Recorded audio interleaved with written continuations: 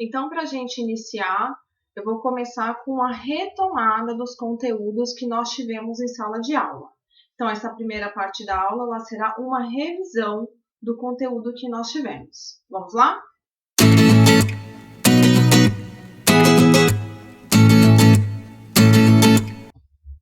Então, aqui, quais foram os conteúdos que nós aprendemos em sala de aula? Nós vimos transformações químicas do dia a dia, as leis ponderais de Lavoisier e de Proust, grandezas, massa e volume e a densidade, mudanças dos estados físicos, temperaturas de fusão e de ebulição, substâncias puras e misturas, vimos também sistemas homogêneos e heterogêneos e a separação de misturas homogêneas e heterogêneas. Então, nessa aula de revisão, eu vou recapitular os principais pontos desses conteúdos. Então, começando com as transformações químicas do dia a dia, nós vimos o que é um fenômeno. Então, o fenômeno é toda e qualquer transformação que a matéria sofra. E esse fenômeno ele pode ser físico ou químico. Um fenômeno físico é toda alteração na estrutura física da matéria, mas eu não tenho alteração na sua composição. Como, por exemplo, quando eu amasso um papel. Quando eu amasso um papel, eu estou alterando a estrutura física e não a sua composição. Outros exemplos, quando eu quebro copos de vidro, quando eu fervo água. Então, fenômeno físico é quando eu tenho uma alteração na estrutura física e não na composição. Já uma transformação química é quando tem alteração na constituição do material, levando à formação de novas substâncias. Ou seja, eu tenho a combinação de reagentes e por meio de uma reação química, eu tenho a formação de novas substâncias, como, por exemplo, o apodrecimento de frutas, a formação de ferrugem. Então, o fenômeno físico é quando eu tenho uma alteração na estrutura física. Transformação química é quando eu tenho uma alteração na constituição do material, ou seja, eu tenho uma alteração na composição. Eu tenho uma reação química que leva à formação de novas substâncias. Nós vimos também quais são as causas e como eu posso identificar uma transformação química. As principais causas de uma transformação química são quando? Quando eu tenho a junção de duas substâncias. Uma transformação química pode acontecer pela ação da luz, como, por exemplo, o que acontece na fotossíntese, pela ação do calor, que é o que acontece, por exemplo, quando nós colocamos um bolo para assar. Então, pela ação do calor do forno, eu tenho o processo de assar do bolo ou do pão. Também pode acontecer por uma ação mecânica, lembra o exemplo de quando eu risco um palito de fósforo, e também pode acontecer pela ação de uma corrente elétrica. Como que eu posso identificar que aconteceu uma transformação química? Eu posso observar pela mudança de cor, pela liberação de gás, pela formação de um sólido, por um cheiro característico, ou seja, a liberação de um odor, pela mudança de temperatura e pela formação de chama. Eu passei na aula de transformações químicas um vídeo onde ele sintetiza tudo isso que nós falamos. Quais são as causas, quais são as evidências de que aconteceu uma transformação química e ele dá alguns exemplos. Então aqui eu deixo novamente o link desse vídeo para que vocês possam acessar, assistir de novo e relembrar quais são as causas e quais são as evidências de uma transformação química.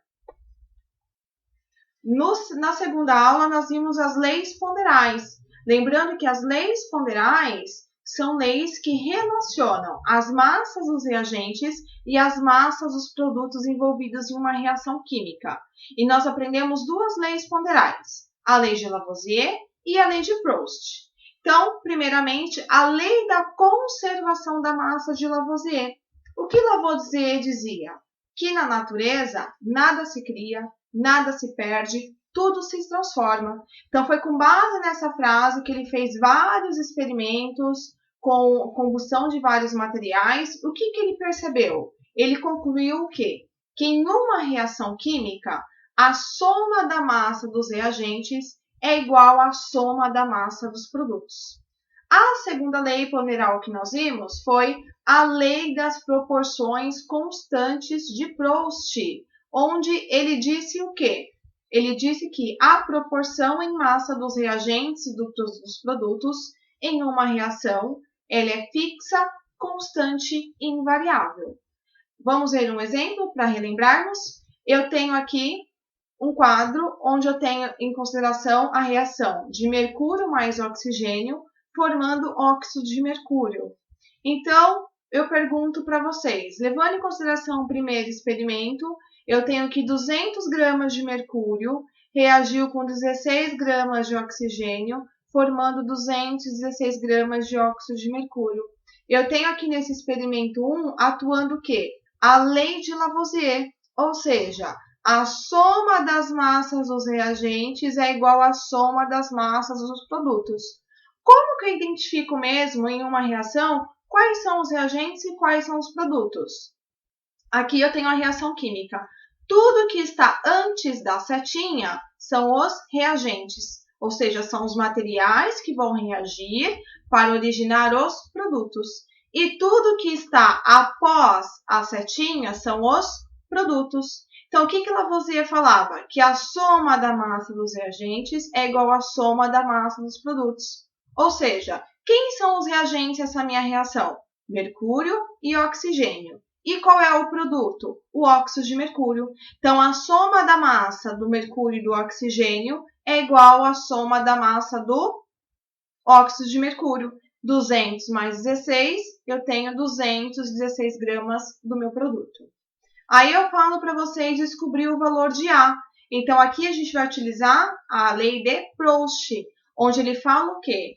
Que em uma reação química, a massa dos reagentes e dos produtos está em uma proporção que é fixa, constante e invariável. O que isso quer dizer? Por exemplo, se eu tenho a redução pela metade de um reagente, automaticamente a quantidade do outro reagente também vai cair pela metade, assim como a quantidade do meu produto. Como que eu faço para descobrir o valor de A? Eu monto a regra de 3 simples. Então, vamos lá. Eu tenho da reação que 200 gramas de mercúrio, de acordo com o experimento 1, o que eu tenho? Que 200 gramas de mercúrio reagem com 16 gramas de oxigênio. Então, aqui eu monto 200 gramas de mercúrio igual a 16 gramas de oxigênio. O que eu quero achar? O valor de A. Então, quando eu tenho 100 gramas de mercúrio, eu vou ter quanto de oxigênio? Aqui embaixo eu estou colocando os valores do segundo experimento. Lembrando aqui que quando eu monto uma regra de 3, eu tenho que deixar substâncias iguais embaixo de substância igual. Então, mercúrio embaixo de mercúrio e oxigênio embaixo de oxigênio.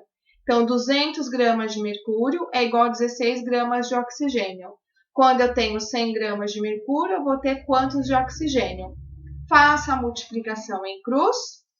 Vou chegar em 200 vezes A igual a 100 vezes 16.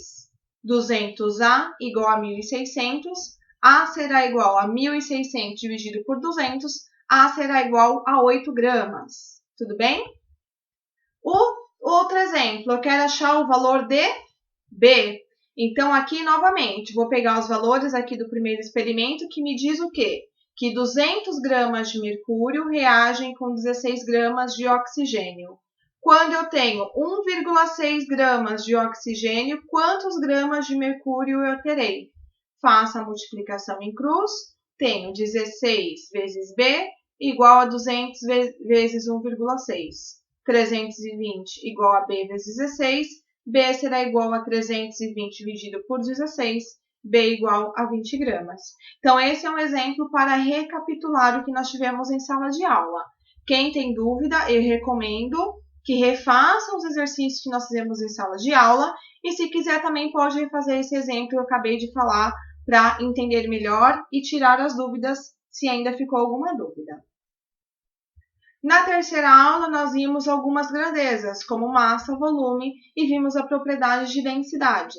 Então, nós vimos que a massa é uma grandeza que está relacionada com a quantidade de material presente em um corpo.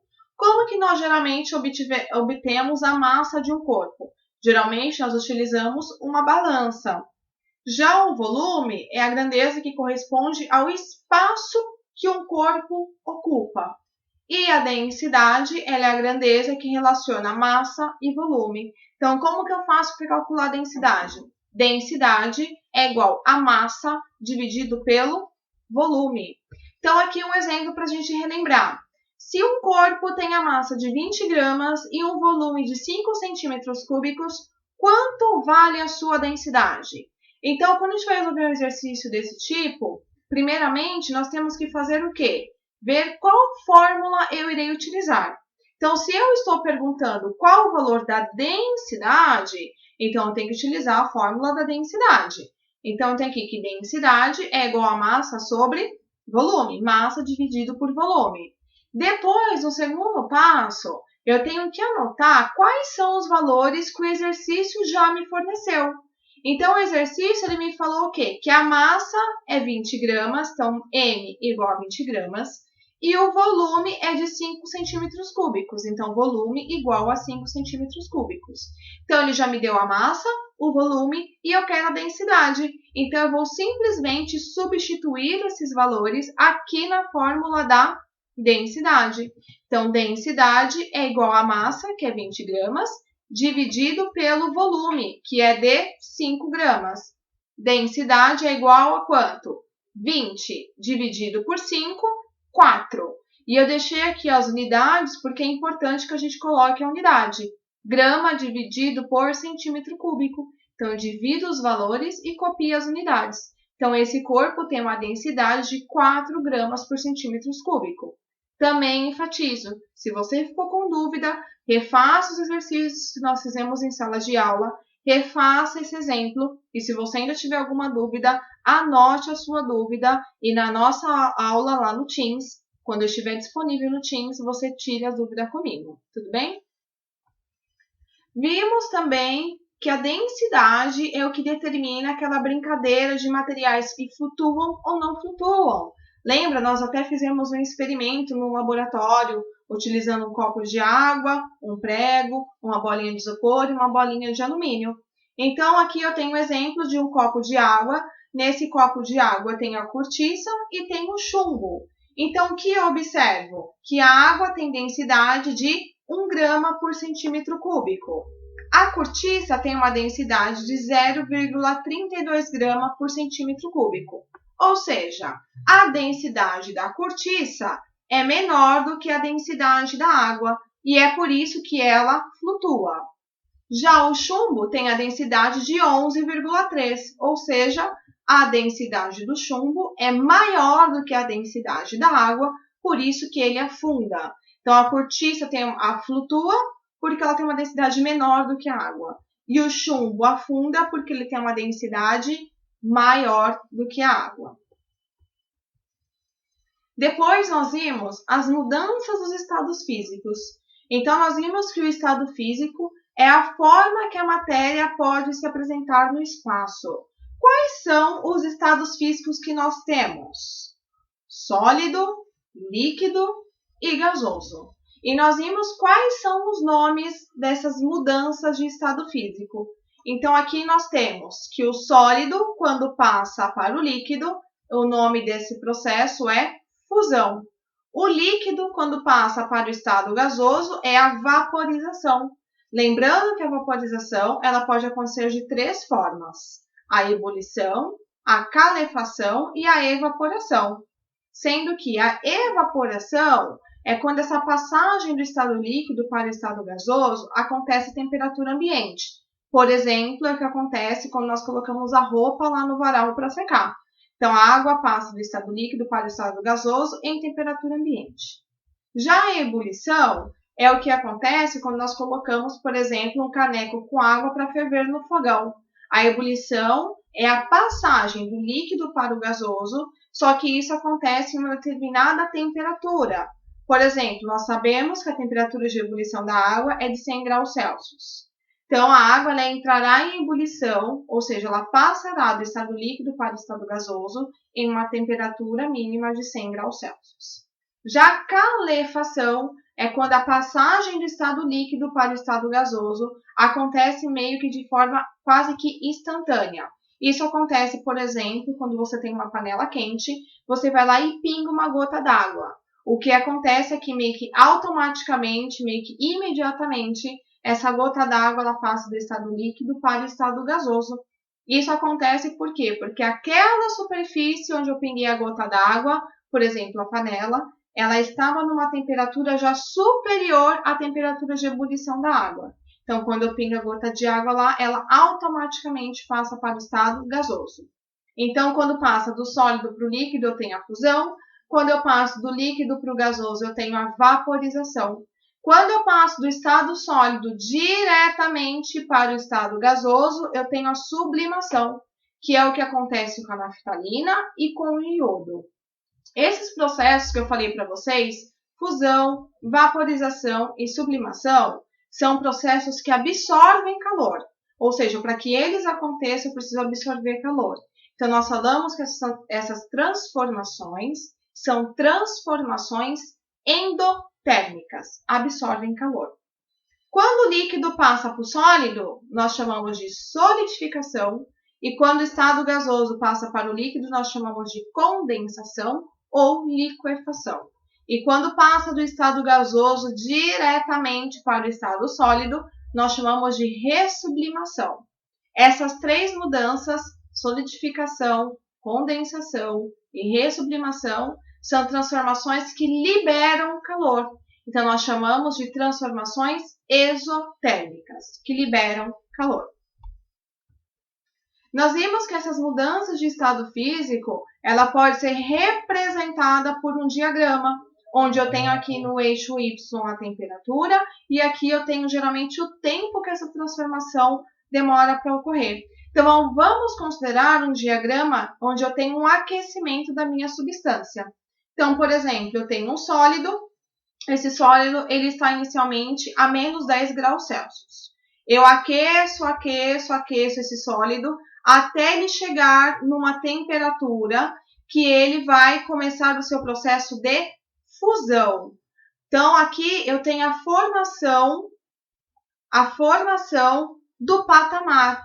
Então, isso quer dizer o quê? Que eu tenho esse sólido que inicialmente estava em menos 10 graus Celsius, eu forneço o calor para ele, ele vai aquecendo até ele chegar na sua temperatura de fusão, que no caso dessa substância que eu estou representando nesse diagrama, o ponto de fusão dele é de 0 graus Celsius. Então, aí ele passa pelo processo de fusão, que é a passagem do estado sólido para o estado líquido.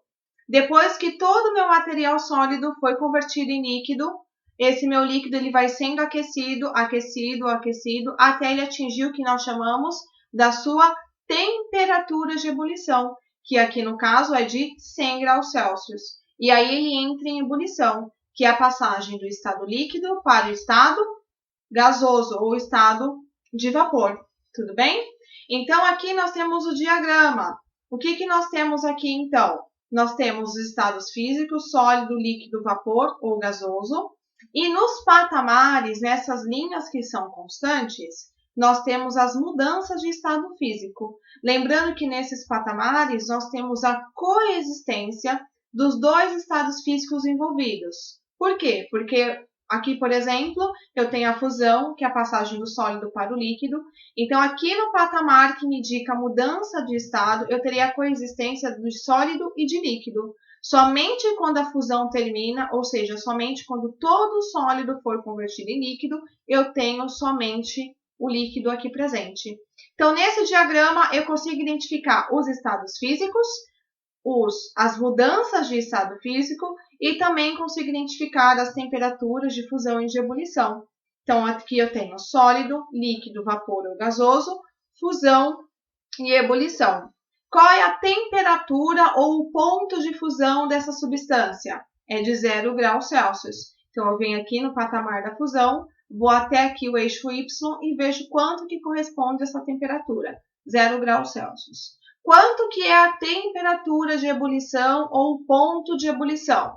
Venho aqui no patamar da ebulição, vou até o eixo Y e vejo quanto que corresponde a essa temperatura, que é de 100 graus Celsius. Tudo bem? Aqui um exemplo de um exercício envolvendo um diagrama de mudança de estado. O gráfico abaixo representa a variação de temperatura observada no aquecimento da substância A. E aqui eu faço algumas perguntas para vocês. Então, vamos lá. A primeira pergunta, antes da gente responder a pergunta, vamos identificar as partes desse diagrama. Então, o que está representado aqui pela letra A, essa porção da letra A, é o estado físico que?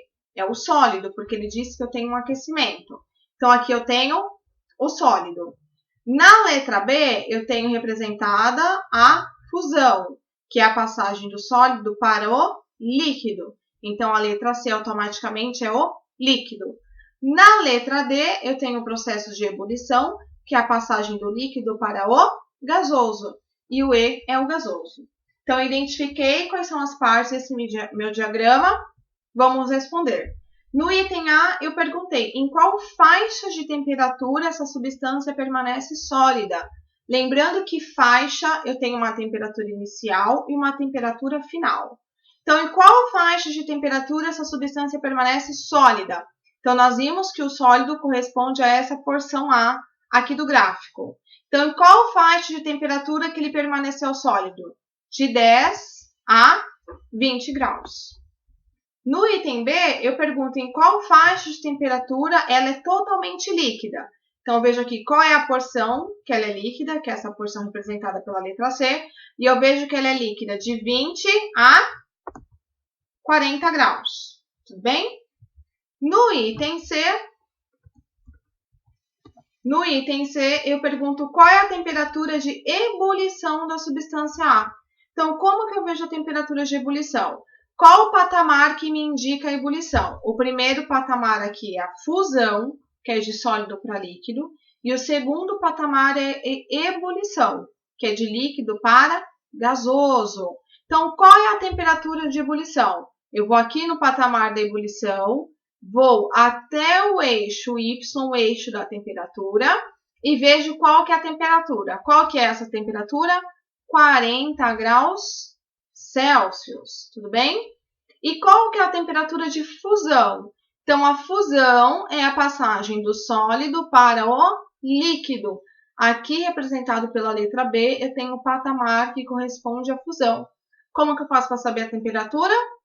Vou aqui no patamar, venho até o eixo Y, que é o eixo da temperatura, e vejo qual que é a temperatura.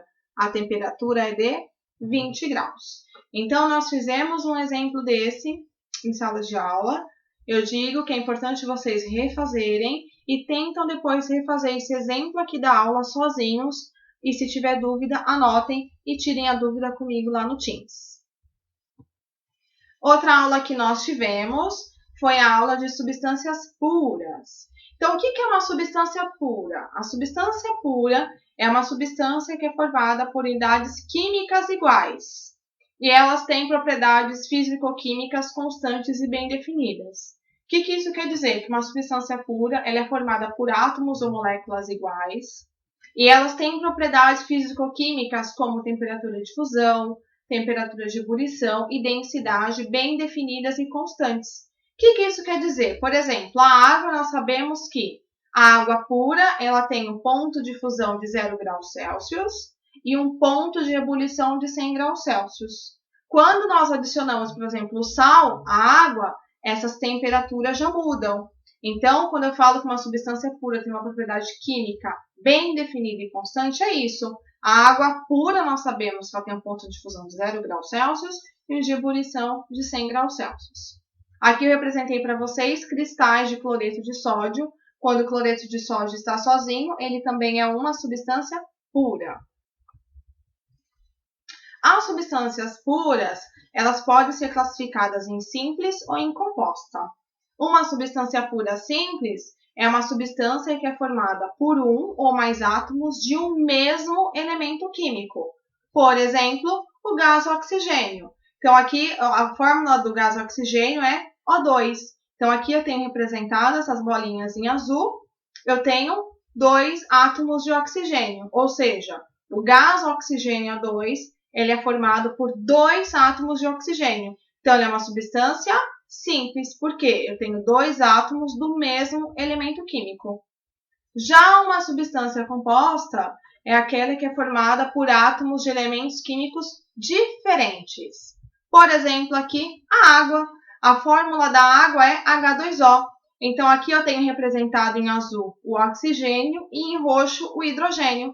Então, eu tenho um átomo de oxigênio e 2 átomos de hidrogênio, que é o que nós vemos aqui na fórmula, né? 2 átomos de hidrogênio e 1 de oxigênio. Então, ou seja, ela é formada por átomos de elementos químicos diferentes. Eu tenho um átomo de oxigênio e átomo de hidrogênio. Então, a água é uma substância composta. Então, simples quando é formada por átomos do mesmo elemento químico e composto quando é formado por átomos de elementos químicos diferentes.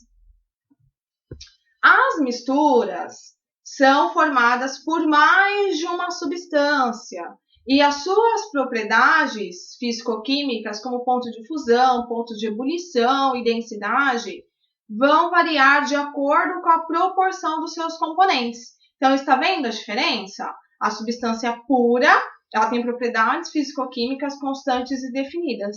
Já as misturas, não. As suas propriedades irão depender da sua composição. Irá depender da composição da mistura. Sendo que mistura é o quê? É quando eu tenho mais de uma substância.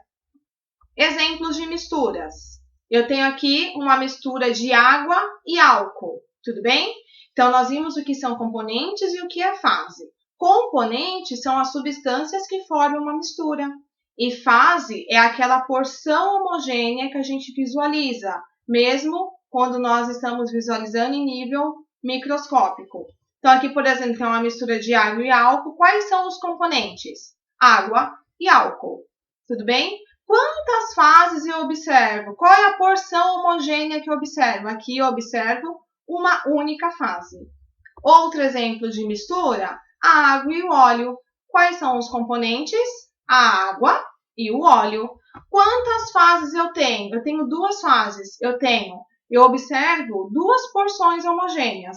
Eu observo a porção homogênea correspondente à água, aqui embaixo, e observo uma outra porção correspondente ao óleo. Então, eu falo que ela tem 2 fases. Lembrando lá o conceito de densidade, por que o óleo ele fica na parte superior da água? Por quê? Porque ele é menos denso do que a água. Se você diz que o óleo é menos denso do que a água, você acertou. Então, por isso que o óleo fica na parte superior e a água na parte inferior. Nós vimos que os sistemas, o que são sistemas? Sistemas são porções delimitadas do universo que eu estudo. Então, eles podem ser classificados em homogêneo ou heterogêneo. Um sistema homogêneo é um sistema que apresenta uma única fase. Ou seja, ele tem uma única fase que apresenta as mesmas características em toda a sua extensão. Já um sistema heterogêneo é quando eu tenho 2 ou mais fases e elas têm diferentes aspectos, diferentes características na sua extensão. Então, aqui eu tenho exemplos. Então, aqui eu tenho sistemas homogêneos. Então, uma substância pura é um sistema. Por quê? É uma porção delimitada do universo que eu estou estudando. Então, aqui, por exemplo, a água. Por que substância pura? Porque aqui eu estou falando que eu tenho apenas moléculas de água. Substância pura é quando eu tenho entidades químicas iguais. Aqui eu tenho um sistema homogêneo, mas aqui eu tenho uma mistura. Por quê? A água mineral, eu não tenho só moléculas de água. Na água mineral, eu tenho a presença de vários sais minerais. Então, eu tenho uma mistura, ou seja, eu tenho mais de uma substância. Só que ela é homogênea. Por quê? Eu visualizo uma única fase. Já aqui, eu tenho sistemas heterogêneos. Então, aqui eu tenho um exemplo onde eu tenho copos de água com água líquida e o gelo, que nada mais é do que a água sólida.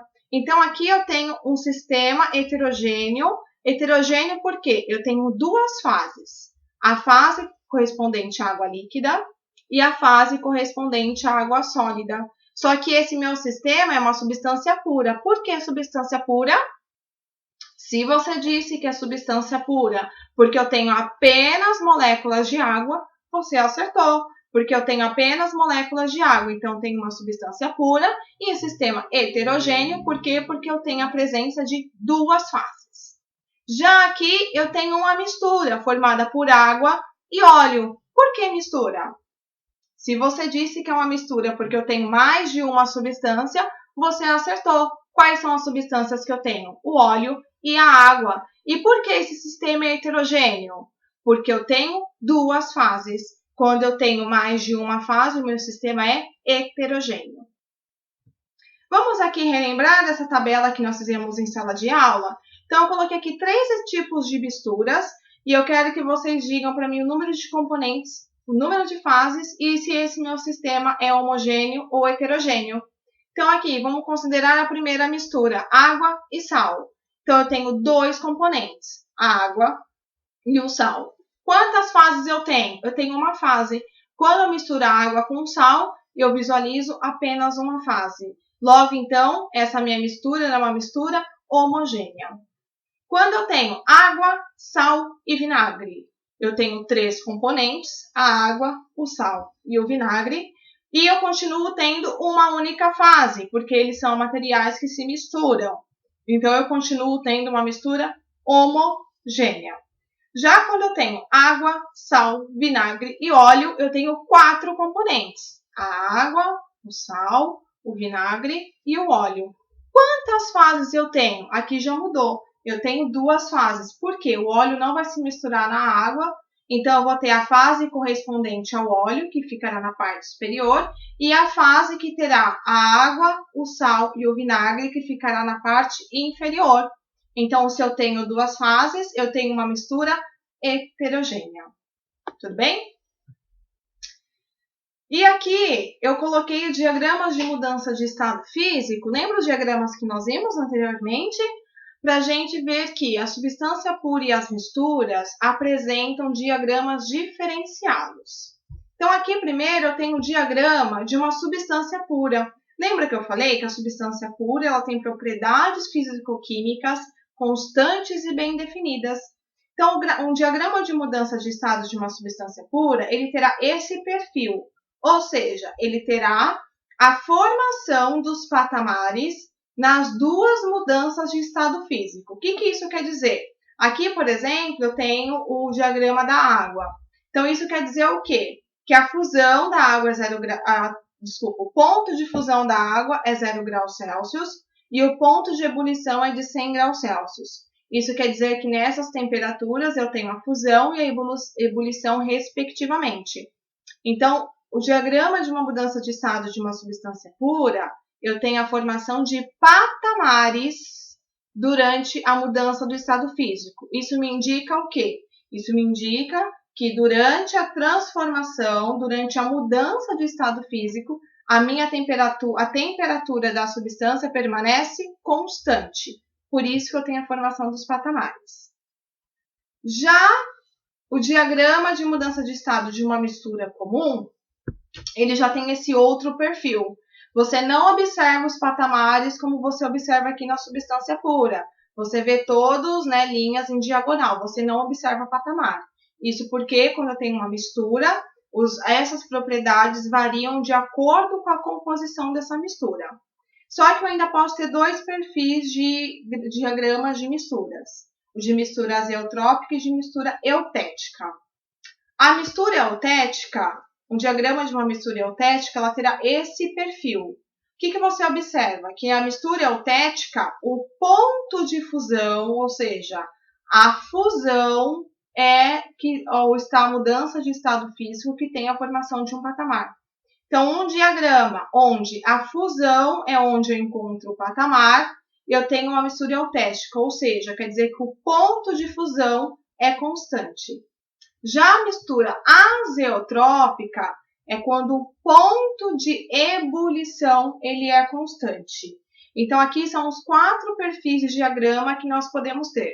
De uma substância pura, quando eu tenho os patamares nas 2 mudanças de estado físico, ou seja, a temperatura é constante durante toda a mudança de estado físico. A mistura comum, quando eu não tenho formação de patamares, tá vendo? Aqui eu tenho a fusão e a ebulição e eu não tenho patamar. Já a mistura eutética é quando o ponto de fusão é constante. E a mistura azeotrópica é quando o ponto de ebulição é constante. Relembrou? Se não relembrou, recapitule a aula, veja o vídeo de novo e volte no slide para você ver qual que é a diferença desses perfis e diagramas de mudança de estado de substância pura e de misturas. E aqui nós vamos relembrar a parte de separação de misturas. Então, quais são os processos que nós podemos utilizar para separar os componentes de misturas homogêneas e heterogêneas? Então, começando com as misturas homogêneas, quando eu tenho uma mistura homogênea formada por um sólido e líquido, como por exemplo uma mistura de água e sal, eu posso utilizar, por exemplo, a destilação simples, que é a separação que ocorre por meio do aquecimento da mistura. Então, eu coloco essa mistura aqui nesse balão, eu aqueço, né, com um bico de Bunsen, eu aqueço essa mistura, o que vai acontecer? Vamos imaginar uma mistura de água e sal. Essa água, ela vai entrar em ebulição, ela passará do líquido para o gasoso, e ela vai ser transportada aqui para esse tubo que nós chamamos de condensador. Nesse condensador, você tem água passando durante todo o momento, então esse vapor de água, né, essa água no estado gasoso, ela tem sua temperatura diminuída e ela cai aqui na forma de líquido. E o sal fica retido aqui no balão. Já quando eu tenho uma mistura homogênea formada por líquido e líquido, que é o que acontece, por exemplo, quando nós temos a separação do petróleo, eu utilizo a destilação fracionada, que é um processo de separação que se baseia no ponto de ebulição. Então, aqui tem um esquema simplificado do que acontece na separação das frações do petróleo bruto. Então, eles são separados de acordo com o ponto de ebulição. Já quando eu tenho misturas heterogêneas, eu tenho uma quantidade maior de processos que eu posso utilizar. Então, vamos considerar uma mistura homogênea formada por sólidos, né? Sólido e sólido. Quais são os processos que eu posso utilizar para separar essa mistura? Eu tenho a levigação, que é quando eu utilizo a água corrente para carregar os sólidos de baixa densidade, que é o que eles utilizam, por exemplo, né, para fazer no processo de mineração. Eu tenho o processo de separação magnética, onde eu utilizo um ímã para fazer a separação. Então, essa separação magnética, ela só pode ser realizada quando um dos componentes da minha mistura tem propriedades magnéticas. Por exemplo, eu tenho uma mistura de areia e limalha de ferro. Então, é uma mistura heterogênea, porque eu vou visualizar duas fases, a fase da areia, a fase da limalha de ferro, formada por dois sólidos. A limalha de ferro, ela tem propriedade magnética. Então, quando eu pego um ímã e coloco nessa mistura, o ímã ele vai puxar somente a limalha de ferro. Assim, eu consigo separar a limalha de ferro da areia. Então, para utilizar a separação magnética, eu tenho que ter nessa mistura um componente que tenha propriedades magnéticas. A peneiração é a separação que acontece com o auxílio de uma peneira. Então, aqui tem a representação, né, de um senhor peneirando a areia. Então, eu faço basicamente separação pela diferença de tamanho das partículas dos sólidos. Então, os sólidos, né, menores do que o tamanho da peneira, eles passam e os maiores ficam retidos na peneira. E por último, eu tenho a sublimação, só que essa separação só pode ser feita quando um dos componentes da minha mistura é sublimável, ou seja, é o caso da naftalina, o caso do iodo. Então, aqui eu tenho um exemplo, né? Eu tenho o iodo com as suas impurezas, eu aqueço, então o iodo ele vai passar do sólido para o gasoso e vai ficar retido aqui apenas impurezas. Então, eu consigo separar. Quando eu tenho misturas heterogêneas formadas por um sólido e líquido, eu posso utilizar, por exemplo, a decantação, que é a separação do material sólido ou líquido por meio da diferença de densidade. Então, por exemplo, eu tenho uma mistura de água e areia. Então, eu deixo esse material um tempo lá em repouso. O que vai acontecer? A areia, por ser menos densa, ela vai ficar aqui na parte inferior e a água vai ficar na parte superior. Então, eu consigo separar. Então, a decantação é uma separação que se baseia na densidade dos materiais. A centrifugação é a separação por meio da rotação dos frascos que contém essa mistura. Então, geralmente você põe esse material, essa mistura no equipamento, que nós chamamos de centrífuga, e aí por meio da rotação ele acelera essa separação das misturas. A cristalização é um processo que serve para separar e purificar sólidos, que é o que acontece, por exemplo, na produção do sal. E, por fim, temos também a filtração simples e a filtração a vácuo. Então, a filtração é até aquele processo, né, que a gente utiliza para fazer o café. Então, eu utilizo um filtro, sendo que, né, por exemplo, se eu tenho uma mistura, eu posso também fazer isso para separar, por exemplo, né, vamos ter o exemplo do café. Então, o que acontece no café? A água passa e o pó fica retido. E a filtração a vácuo é aquela filtração que a gente faz sob pressão reduzida para que essa separação aconteça de uma forma mais rápida. E aqui, por fim, quando eu tenho misturas heterogêneas formadas por dois líquidos, eu também posso utilizar a decantação, que é aquela separação pela diferença de densidade. Então, isso vai funcionar quando os líquidos tiverem densidades diferentes e quando eles não são miscíveis, ou seja, quando eles não se misturam. Tudo bem? Então, por exemplo, se eu tiver a água e o óleo, vamos considerar que a água esteja aqui na parte inferior, eu abro essa torneirinha, a água desce e o óleo fica retido. Então, assim eu consigo separar. Aqui um exercício para a gente relembrar da aplicação de separação de misturas. Então, aqui vamos considerar que eu tenho um fluxograma, onde eu tenho uma mistura formada por azeite, água e açúcar. Quais são os processos que eu utilizo para separar essa mistura? Então, aqui tem as alternativas. Então, vamos analisar. Azeite, água e açúcar, eu tenho o quê? Aqui eu tenho uma mistura heterogênea formada por líquido-líquido. Então, eu vou ter a porção formada pelo azeite e a porção formada pela água e açúcar. Então, qual o processo que eu utilizo para separar? Eu utilizo a decantação. Então, eu vou deixar esse material repousar. Eu vou ter o azeite na parte superior e a água e o açúcar na parte inferior. Então, eu obtive o azeite e a água e o açúcar. E como que eu faço para separar a água e o açúcar? A água e o açúcar é uma mistura homogênea, formada por líquido e sólido. Eu posso separá-la por quê? Pelo processo de destilação. Então, submeto essa amostra a um aquecimento e eu vou conseguir separar a água do açúcar. Então, assim, a alternativa correta é a alternativa C. Para eu separar a mistura de azeite, água e açúcar, eu utilizo a decantação e a destilação. Então, agora é o momento da gente exercitar o que nós vimos nessa revisão. Então, para isso, eu peço que vocês respondam a tarefa que foi postada na nossa equipe do Teams. Lembrando que, para que você obtenha a presença nessas aulas, você tem que entregar essa tarefa, além de que as tarefas também são avaliativas. Então, por isso que é fundamental que você responda e entregue essa atividade no prazo que estiver lá estabelecido. Qualquer dúvida, estarei disponível no Teams na hora das nossas aulas para que vocês tirem as dúvidas. Então, para isso, eu recomendo que, se você quiser, você reveja essa videoaula, que você anote as suas dúvidas e na hora que eu estiver online no Teams, que será na hora da nossa aula, você tire as suas dúvidas. Até mais e até a próxima aula.